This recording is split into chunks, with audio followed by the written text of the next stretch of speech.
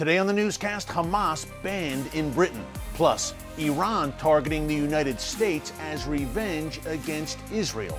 Find out what I mean next.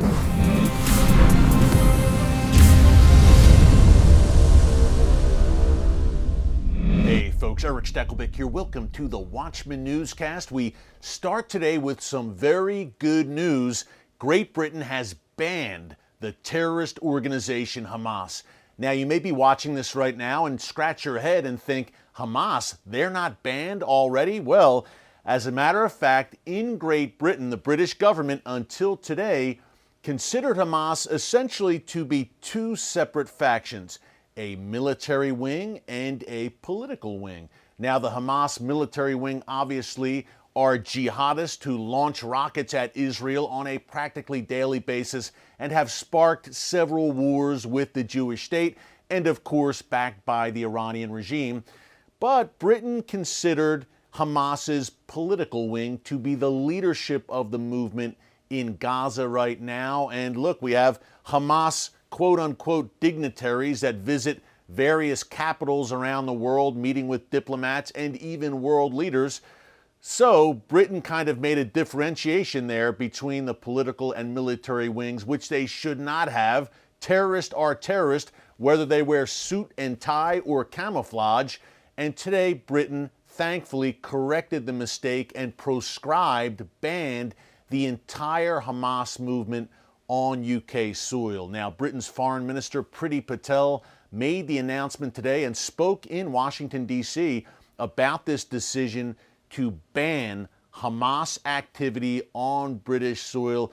Hey folks, better late than never. What took you so long is probably what a lot of people are thinking. Obviously, after the Hamas track record, untold amounts of blood on its hands, not only Israeli blood, but dozens of U.S. citizens killed by Hamas. I'm sure that British citizens have been slaughtered by Hamas as well over the years, not only with the rocket attacks, tens of thousands of rockets launched by Hamas out of Gaza against Israeli civilian population centers over the past several years, but also the terror tunnels, the suicide bombings, of course, from 2000 until 2006 during the Second Intifada, and of course that sponsorship from the Iranian regime. So a long and bloody track record. To me, it's just plain common sense to designate this group as the terrorist that they are and ban any activity in any Western nation. But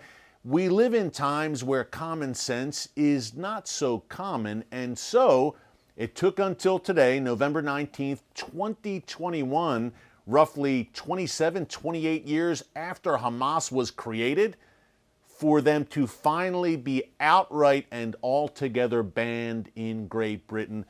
Hey, better late than never, as I said earlier, but still a bit of a head scratcher that it took this long for sure. I've said many times, we could use a man like Winston Churchill today, especially in the UK. Now, Hamas clearly banned by the United States for years, both wings, military and political. Again, we should not differentiate. It's been banned in the U.S. for years as a specially designated global terror organization, also banned by the European Union. Hezbollah, the most lethal terror organization in the world, and of course Iran's most lethal proxy, has also been banned in Great Britain and the U.S. And the military wing, same deal here folks, with Hezbollah as we have with Hamas, where the world community, quote unquote, wants to break these terror outfits up into two separate wings, military and political. The same has been done with Hezbollah in the U.S., in the U.K. Both Hezbollah wings have been banned, but the European Union has yet to ban the so-called political wing of Hezbollah. You need to know that, folks. What is the EU waiting for? Are they waiting for more Hezbollah terror attacks on Western soil? We've seen them over the years.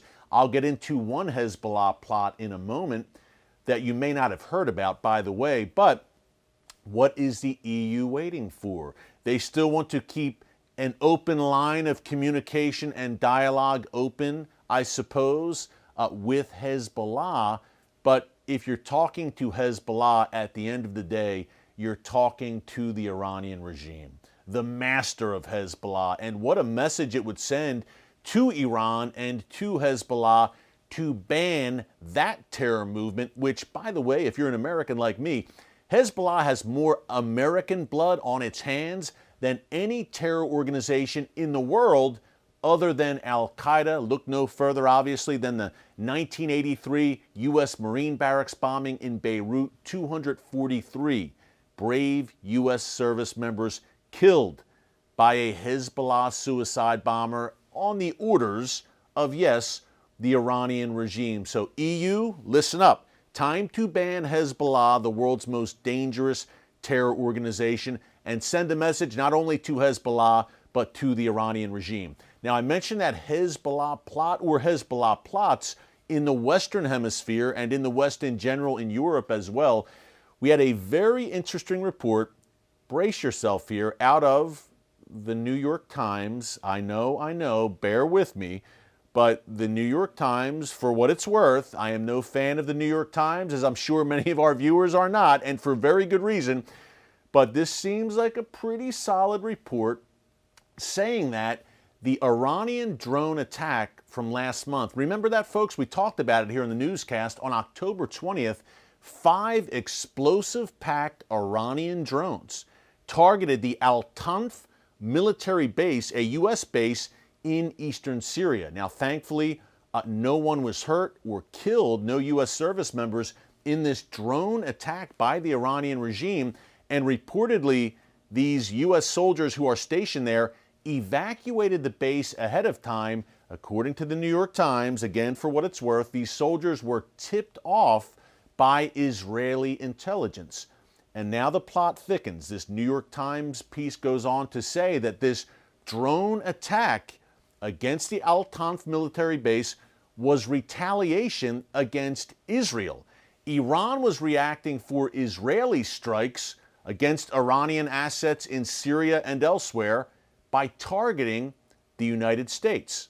I mentioned Hezbollah. Here's where it all comes full circle. I reported here in the newscast on Wednesday, I believe, during our live stream, that Columbian authorities, with help from the Israeli Mossad, the Israeli spy service, arrested individuals who were part of a Hezbollah plot to murder a former Israeli intelligence officer in Bogota, Colombia, the Colombian capital. And the reason they were apparently targeting this former Israeli intel official was as revenge for the death of Qasem Soleimani. Remember him, the Iranian terror master taken out in a U.S. drone strike in Iraq in January 2020. So, folks, let's do the math here and connect the dots and add it all up.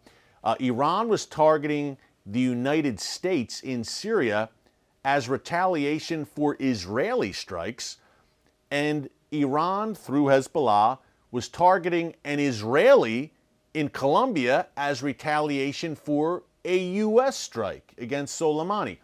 What does this tell you? Very clear to me. The Iranian regime groups the country it considers the Great Satan, the United States, along with Israel, which it calls the Little Satan. Great Satan, Little Satan, indistinguishable. In the eyes of the Iranian regime, they will group us together. For me, as an American, I say by all means, group me with the nation of Israel. You know very well, if you watch this show on a regular basis, that I believe firmly, for many reasons, which I've laid out frequently here in the newscast, that America should stand with Israel, to say the least. And Iran apparently sees it the same way. They clearly, if these plots are any indication, they make no distinction between the U.S. and Israel, which leaves us with a very interesting message of sorts to the radical left in the U.S. and to the Biden administration.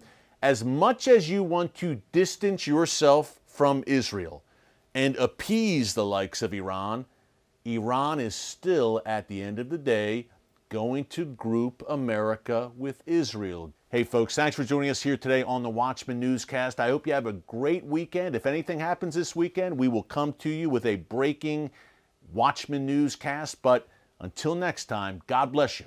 And remember, never hold your peace. Hey everyone, thanks for checking out the Watchman Newscast. If you enjoyed this episode and want to see more, make sure you go ahead and hit the like button, click subscribe, and tap the bell icon to turn on notifications for new Watchman Newscast episodes every weekday.